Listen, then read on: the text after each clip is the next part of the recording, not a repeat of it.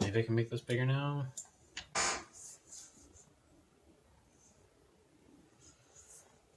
Yeah, no, I'm not ready at all.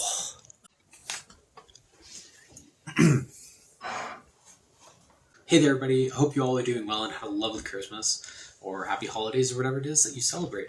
So over the past few months, I've been learning a lot about 3D modeling with Blender and game design with the Unity game engine. Learning more or less the basics of how to do 3D design with low poly models, and then taking those models that I've created and throwing them into the Unity game engine into some things that I've been making. So what we're going to do today is I'm going to show you some of those things right now. Like, I've taken things like building a truck and trailer, made them connect and disconnect and drive around.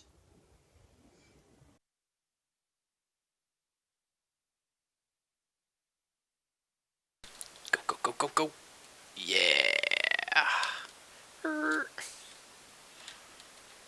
Disconnect. I've made tanks that move around, shoot, take damage, and even added an area effect, so when the bullet from a tank hits something, it actually affects the other items around it.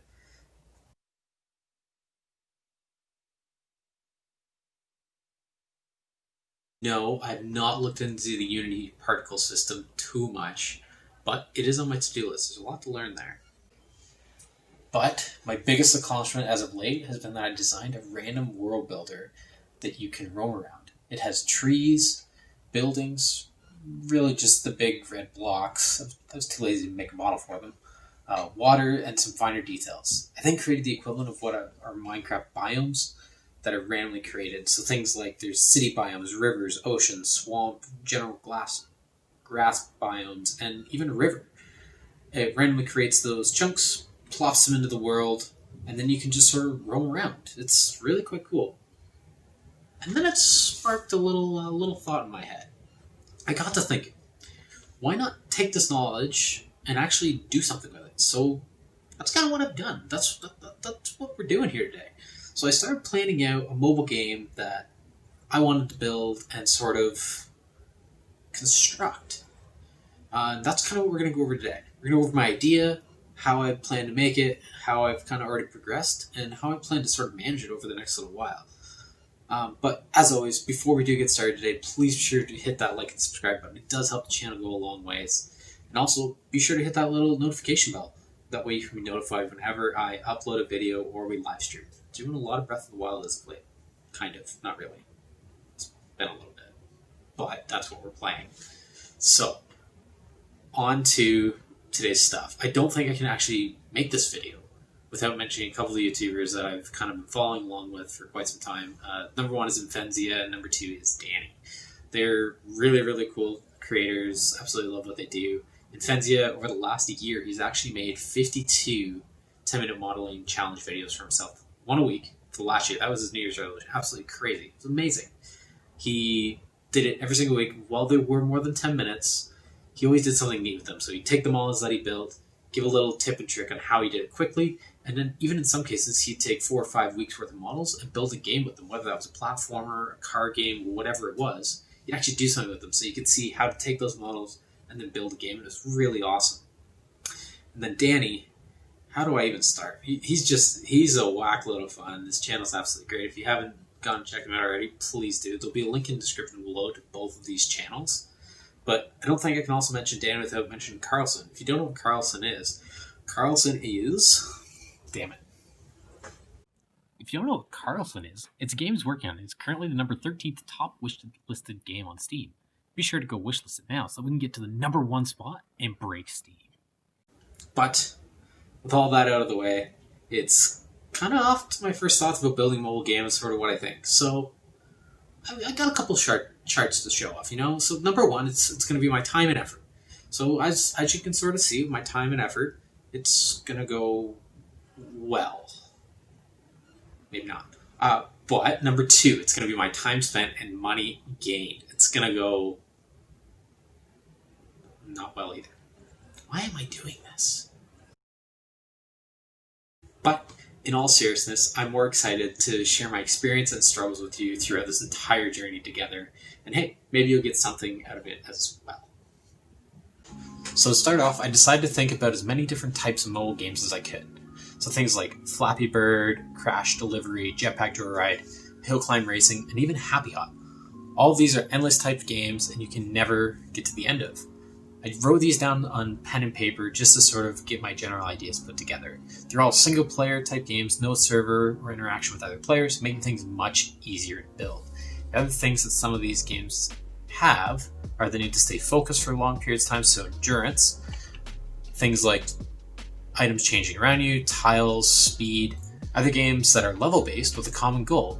Each time it's like throw this car off of a ramp and get as far as you can. When you reach the end, you've beaten the level. Now move on to the next one. It's the same thing, but slightly more difficult. Throw the car off the ramp, get it as far as you can. The biggest thing about building a mobile game to me is developing something that's easy to learn and progress at first, but hard to master and get to the later levels. So making it fun and enjoyable while also making it slightly challenging the further you progress. So I decided on a simple but still slightly complex dungeon crawler type game. So the idea is a dungeon is randomly generated and you start on floor 1 and you keep working your way down. There are coins you can collect for upgrades or cosmetics, hearts for health, keys for locked doors to get you into particular areas, and then different types of dangerous things that can make you die as you play. So water can slow you down, lava, if you touch it you die instantly. If you walk into acid, it'll slowly drain your hearts over time. And lastly, there will be enemies at some point that will shoot fireballs at you, because you need that extra, fear factor. But all of this does seem like a lot. And I'm not going to lie, it is a lot. It's a full wish list of items that I want to be able to build, and it won't all need to be there at first for the game to be enjoyable. Things like the character being able to attack the enemies and even having enemies can come later, but allowing the player to move and jump is going to be all that is needed at first. But ultimately, it's still making it difficult to progress really far due to the health restriction and other hazards along the way, such as, our lava or our acid and things like that. Whether there's going to be falling rocks, I haven't gotten that far. Now, the endurance portion, I don't really like in mobile games. So now every 50 to 100 levels, I haven't really decided on how far. That'll be sort of determined later.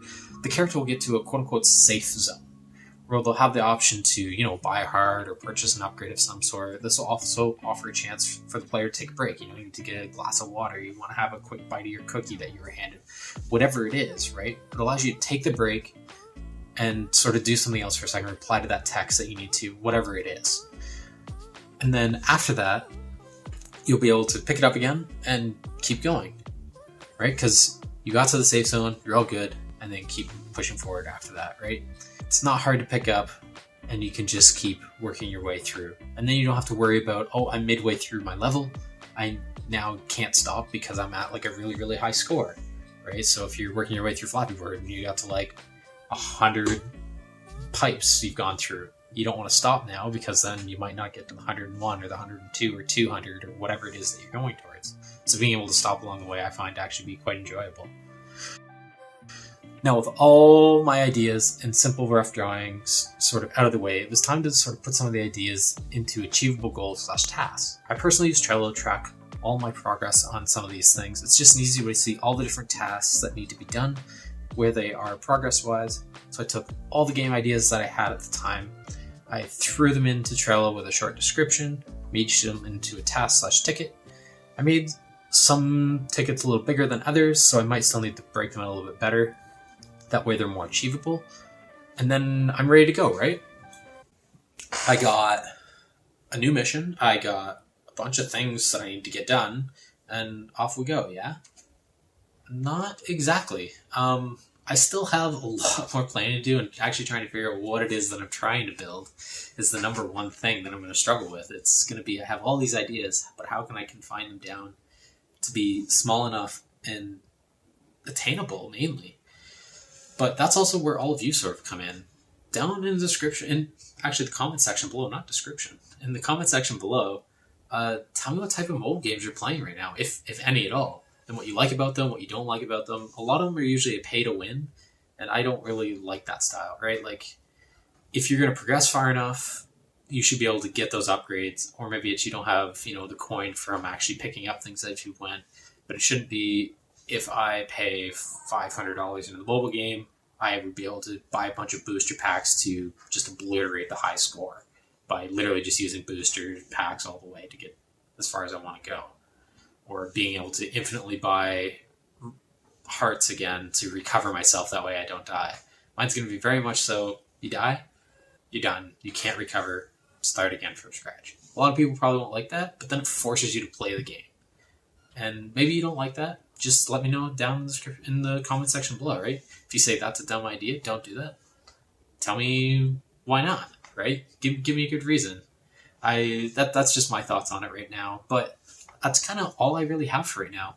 Any of you that have anything more to contribute, please leave a comment down below. I do read all my comments that I get.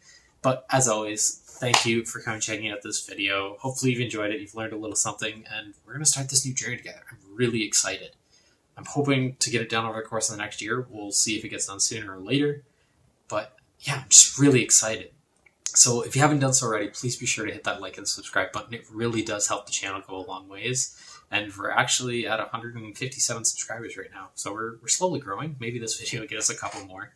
And yeah, also be sure to ring that little notification bell after you do subscribe. That way you can be notified whenever I upload another video, whether it's going to be a devlog on this or we're live streaming. As I mentioned before, we are live streaming a little bit of Zelda as of late. It's been enjoyable. I've been having fun. People that join and stream have been having a good time too.